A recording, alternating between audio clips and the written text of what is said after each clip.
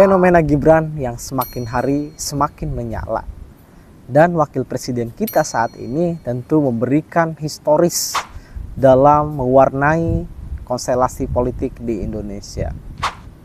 Entah itu dari sisi kontroversial ataupun dari sisi pendewasaan kita dalam berpolitik. Dan saya kira yang menjadi poin penting dari sosok Mas Gibran ini adalah telah membuat sejarah dalam perpolitikan Indonesia.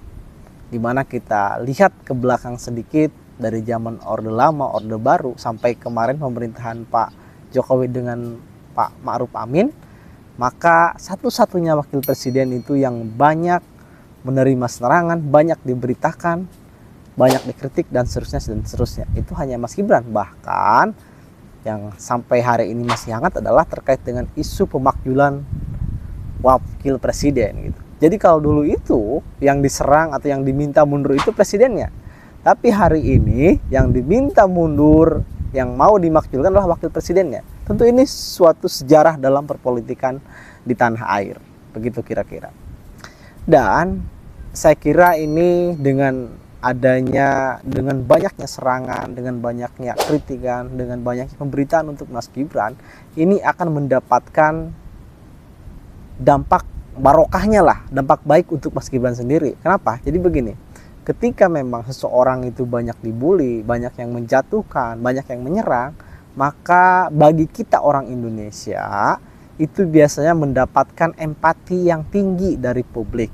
Akhirnya apa? Akhirnya akan meningkat secara signifikan, baik itu popularitasnya maupun dari sisi elektoralnya. Dan ini terjadi kepada Pak Jokowi misalkan. Pak Jokowi itu nggak ada habis-habisnya diserang, tapi kenapa dia elektabilitasnya selalu tinggi?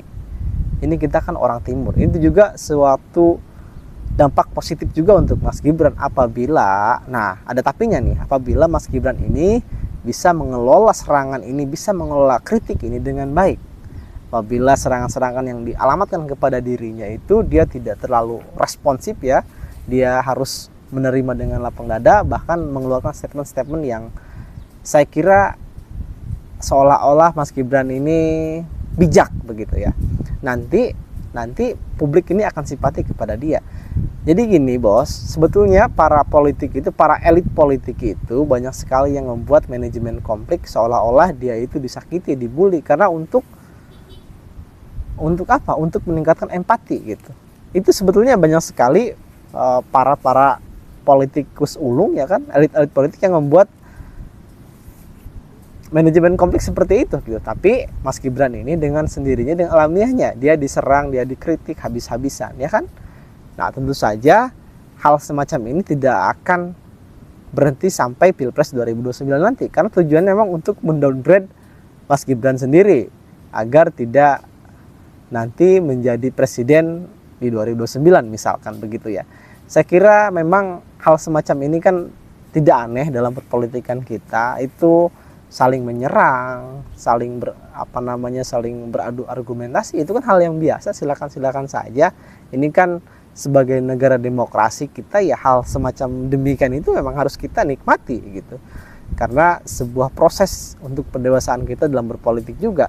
Artinya kalau memang di dalam negara otoriter tidak akan ada yang namanya kritik ya kan, serangan dan seterusnya. Oke, saya minum dulu, haus.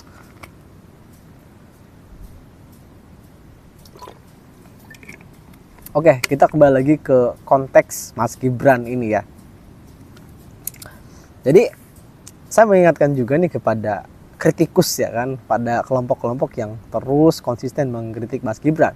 Justru yang mereka lakukan ini, yang tujuannya tadi untuk mendowngrade Mas Gibran, nanti hasilnya malah sebaliknya ini. Justru nanti Mas Gibran akan meningkat elektoralnya, akan mendapatkan empati dari publik gitu.